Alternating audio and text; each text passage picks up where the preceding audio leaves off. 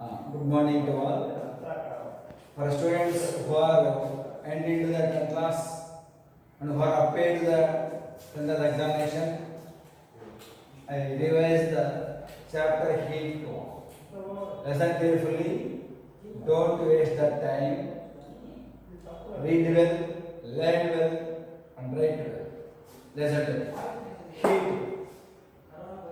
Among energies. One of the energy is heat.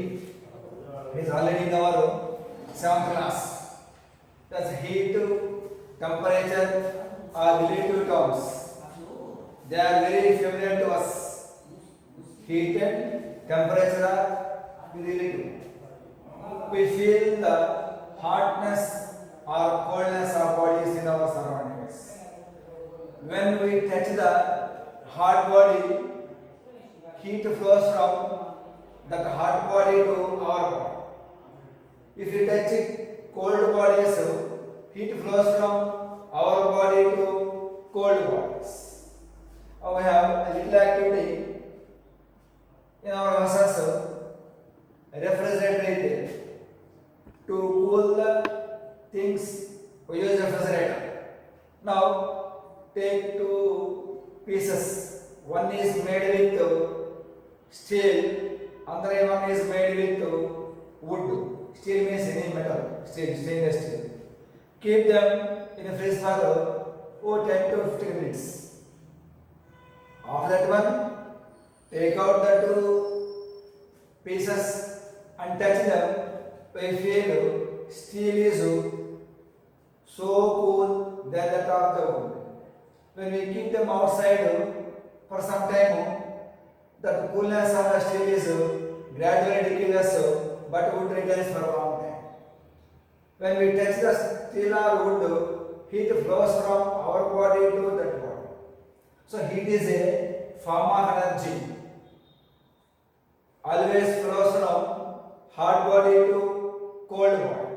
But we cannot express how it is, how much cold, how much hot. To express that one, we have a word is called as temperature. This temperature is the degree of hotness or coldness. How much hot is, how much cold is. Degree of hotness or coldness is called temperature.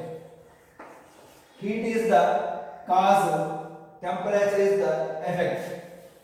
Heat is the cause, temperature is the effect.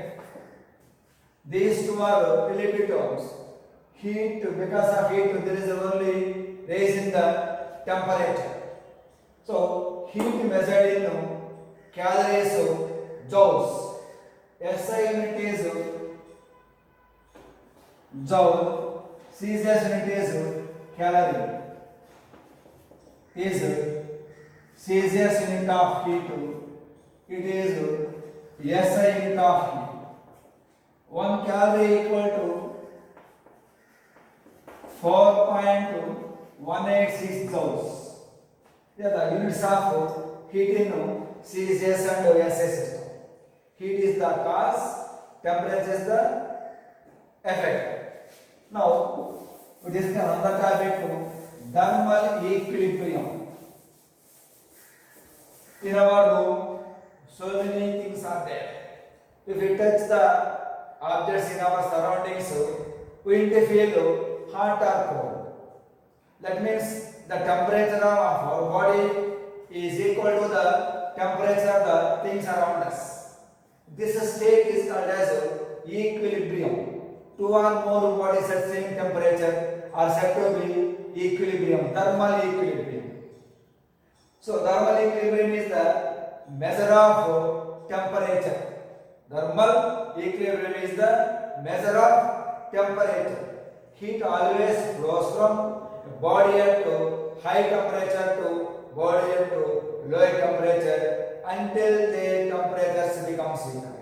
This state is called as thermal equilibrium. Now I have little activity. Take two beakers. One is filled with hot water. It is a hot water beaker. and the one is with water at room temperature. Room temperature means it is 30 degrees Celsius. This hot water it is 70 degrees Celsius. Two beakers with different temperatures with water. Now keep the thermometer. We have two kinds of thermometers. Clinical thermometer, laboratory thermometer. Clinical means to measure temperature of our body is called as clinical thermometer. It is generally used in hospitals to measure the temperature of our bodies. That is not here. Laboratory thermometer. It is from 0 to 100 degrees centigrade. In clinical thermometer, just only little range, 30 to 42 degrees centigrade only. Now we use laboratory thermometer to measure the temperature of hot water and cold water. First keep the thermometer in this hot water beaker. Observe the level of mercury in the thermometer. Gradually the level of mercury increases and becomes steady at certain level. That means the temperature of this hot water becomes equal to the temperature of the mercury in that of the thermometer. So both mercury and hot water at same temperature, so they are said to be thermal equilibrium. Now transfer the thermometer into the water at 30 degrees centigrade. Now observe the level of the mercury in that of the thermometer. The level of mercury is gradually decreases and comes to steady at certain temperature, that is 30 degrees centigrade.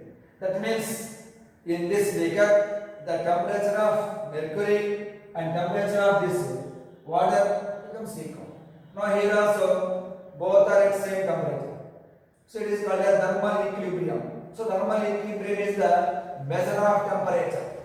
In the case of first one, heat flows from hot water to mercury. So level of mercury increases. The second one, heat flows from mercury to the water at 10 degrees centigrade. Further there is a fall in the temperature. So temperature is the measure of thermal equilibrium.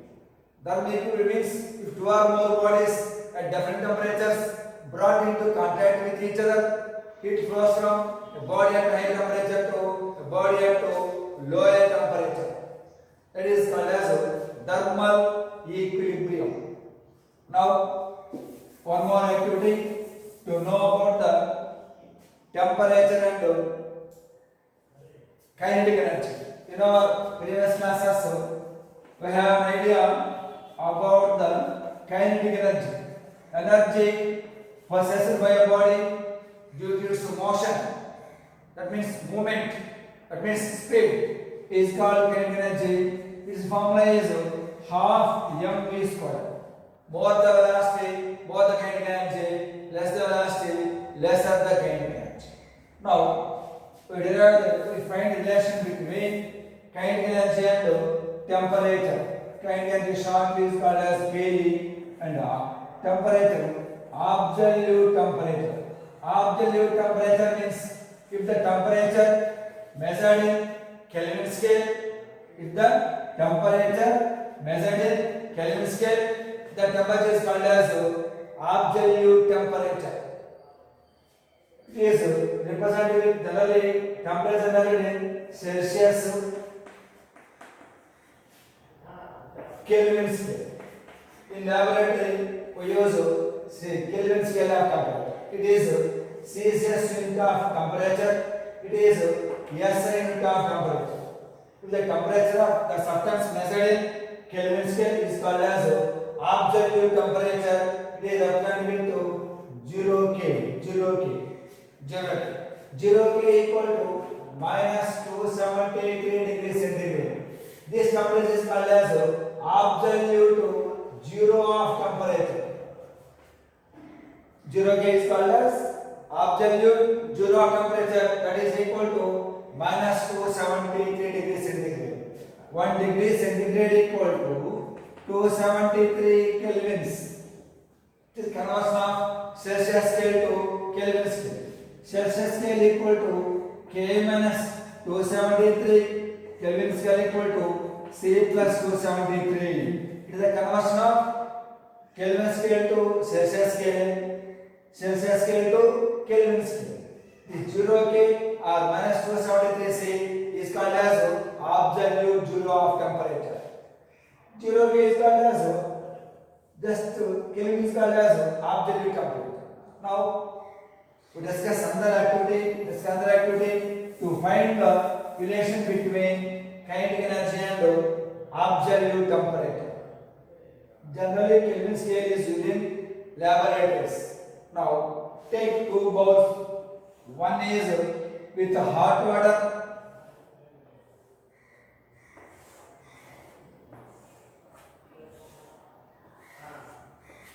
It is hot water. I think it is at 70 degrees centigrade. It is not cold water. It is our room temperature, 30 degrees centigrade.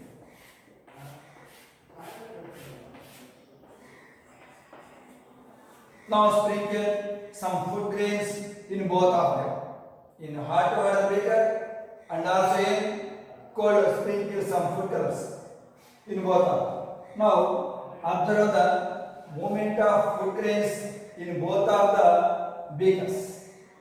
In the case of first one, the jiggling of food grains is more compared to that of the cold water. Why? Because it is at high temperature, it is at low temperature. It has more energy, it has less energy. It has high energy, it has less energy.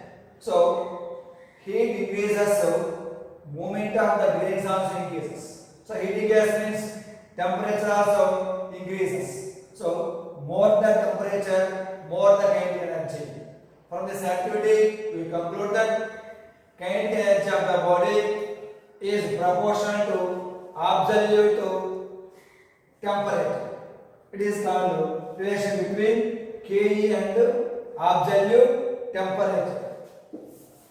One more activity to know the